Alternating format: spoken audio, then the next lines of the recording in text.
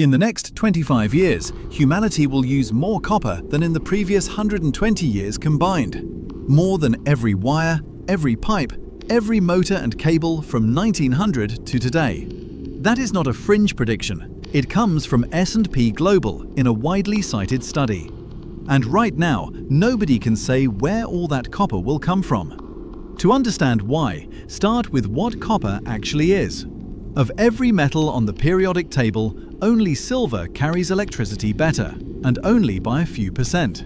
Silver is far too expensive to run through walls, so copper became the default conductor of human civilization. Roughly 70% of all the copper we use goes into electrical work.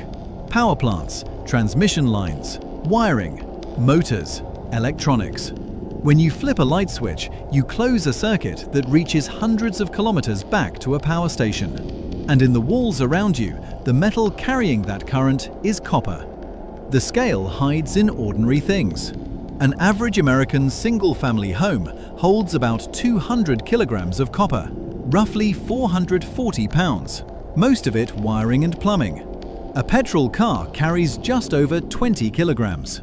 An electric car needs roughly 3 to 4 times that, up to around 80 kilograms in its motor, battery pack, and cabling, before you even count the charger it plugs into. Now zoom out.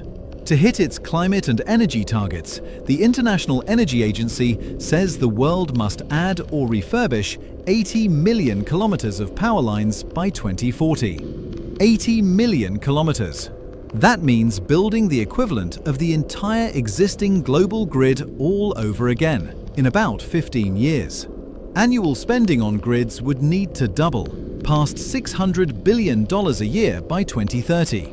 And the two materials those lines are made of are copper and aluminium. Then, on top of all that, came AI. A modern data center is not really a building full of computers. Electrically, it is a small city. Power arrives at high voltage and has to be stepped down, split, backed up, and delivered to hundreds of thousands of chips without a flicker. Nearly every link in that chain is copper. Bus bars, transformers, backup systems, kilometers of cable under the floor. The best available anchor puts it on the order of 25 to 30 tons of copper for every megawatt of data center capacity.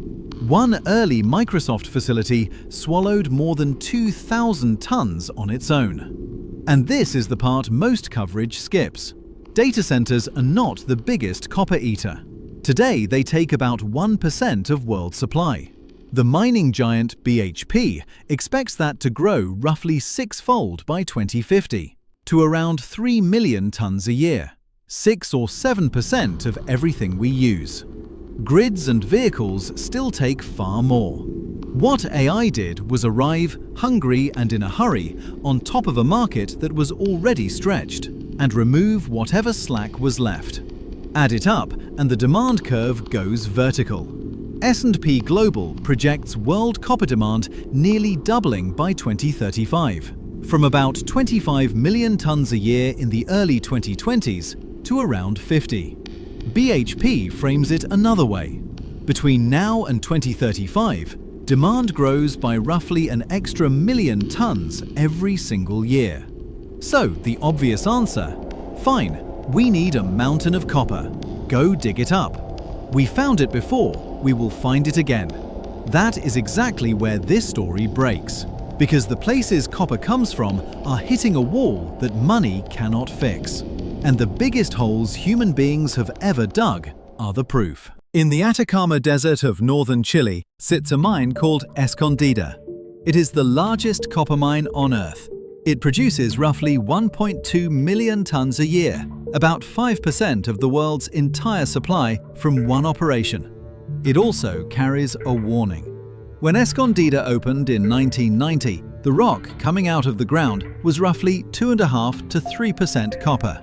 Today, its reserves grade around 0.5%. Same mine, same ore body, about a fifth of the metal in every ton of rock. Escondida still produces at near record levels. It manages that by moving roughly 5 times the rock for every ton of copper it wins. That is the pattern everywhere.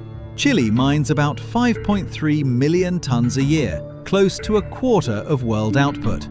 Peru adds another 2.7 million. Two neighboring countries supply roughly 35% of the copper on Earth.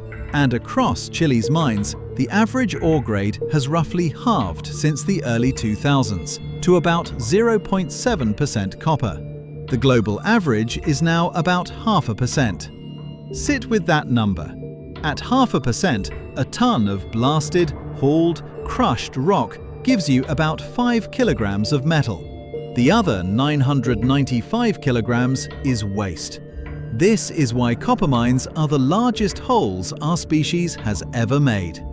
Chuquicamata in Chile stretches about 4.3 kilometers long, 3 wide, and more than 900 meters straight down. Bingham Canyon in Utah goes deeper still, about 1.2 kilometers, the deepest open pit and the biggest human-made excavation on the planet. These are not quarries, they are mountains in reverse. So the fix seems obvious: find new deposits. Here is the number that should stop you cold. In one recent decade, miners spent more than twice as much hunting for copper as in the previous 18 years combined, and found 83% less of it. In the 5 years to 2023, just 4 major discoveries worldwide, holding about 4 million tons between them. The world now burns through that much copper in roughly 2 months. Money is no longer the bottleneck, geology is. The rich, shallow, easy copper has already been found. And even a discovery is not supply.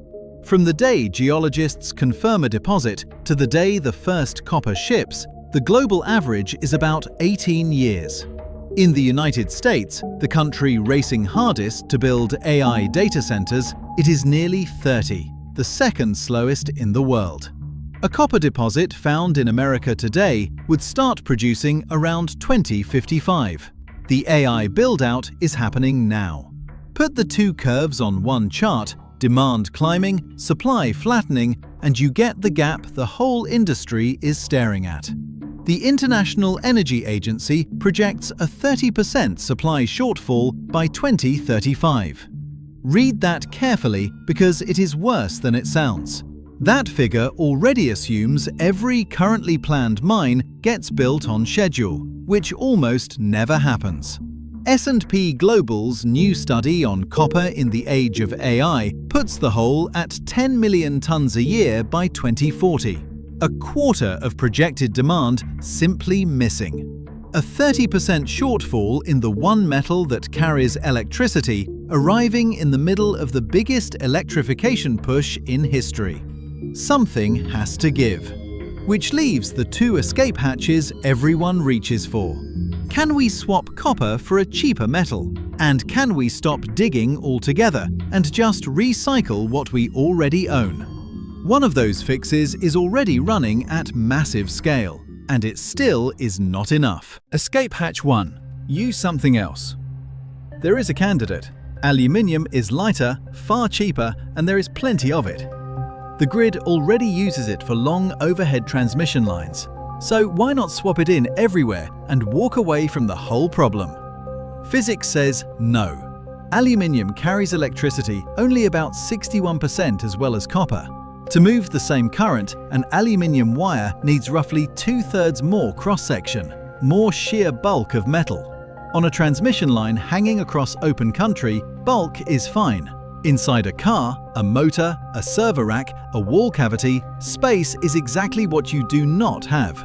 Which is why, after decades of price pressure, actual switching away from copper runs at only about 1.5% of use per year. Not 15%, 1.5. The escape hatch exists, and it is the size of a cat flap. Escape hatch 2, the urban mine. Copper can be melted down and used again without losing its conductivity, and the world already does this at serious scale. Roughly 1/3 of all the copper we use comes from recycled metal. That sounds like salvation. The catch is what copper goes into, things that last. The wiring in a building stays there for 50 years or more. Grid cables, transformers, motors. They hold their copper for decades. So today's scrap comes from what we built a generation ago, when the world used far less of it.